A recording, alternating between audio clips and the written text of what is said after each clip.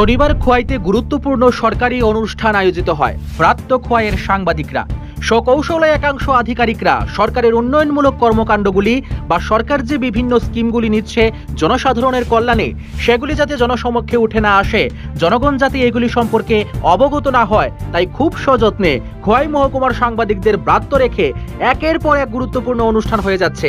এই ক্ষেত্রে খোয়াই পুরাতন টাউন হলে আজ দেখা যায় পিএম পোষণ প্রকল্পের গাইডলাইনগুলি মেনে কাজ করার ক্ষেত্রে বিভিন্ন স্কুলের যে দুর্বলতা সামনে এসেছে, এগুলোকে নিয়েই পিএম পোষণ প্রকল্পের অধীনে সামাজিক নিরীক্ষার উপর এক প্রোগ্রামের আয়োজন করা হয়।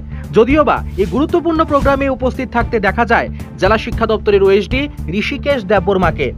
আরেকটি গুরুত্বপূর্ণ অনুষ্ঠান অনুষ্ঠিত হয় খোয়াই জেলা শাসক কার্যালয়ের কনফারেন্স হলে national commission for protection of child rights এবং Tripura commission for protection of child রাইটসের সাথে সমন্বয় করে ভারতের ১০০টি সীমান্ত জেলায় শিশু পাচারের বিরুদ্ধে লড়াইয়ের জন্য একদিনের এক গুরুত্বপূর্ণ কর্মশালা অনুষ্ঠিত হয়। যে কর্মসূচিতে খুদ উপস্থিত ছিলেন Tripura commission for protection of child রাইটসের চেয়ারপারসন জয়ন্তী দেববর্মা সহ এই কমিশনের অন্যান্যরা। এদিনের এই কর্মশালায় DM Khowai, SDM, SDPU, DCPU, CWC সদস্য এবং প্রশাসন ও লাইন বিভাগের কর্মকর্তারা উপস্থিত ছিল। কিন্তু অদৃশ্যভাবে দেখা যায় যারা এই বিষয়টিকে জনগণের গোচরে নিয়ে যাবে, মানে সাংবাদিকরা, তাদেরকে একবারের জন্যও অনুষ্ঠানে উপস্থিত থাকার প্রয়োজনীয়তা বোধ করেনি দায়িত্বপ্রাপ্ত একাংশ আধিকারিকরা। কেনই বা তারা প্রয়োজনীয়তা বোধ করবে তারও প্রশ্ন উঠছে।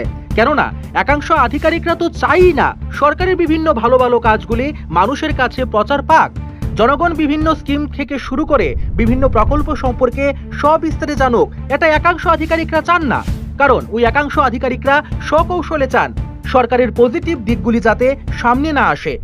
অবিলম্বে এই বিষয়টি গুরুত্ব সহকারে রাজ্যের জনকল্যাণমুখী সরকার দেখুক, এটাই চাইছে মহকুমার সাংবাদিকরা। এই সমস্ত আধিকারিকদের খুঁজে বের করুক সরকার, এটাই চাইছে সকল মহল।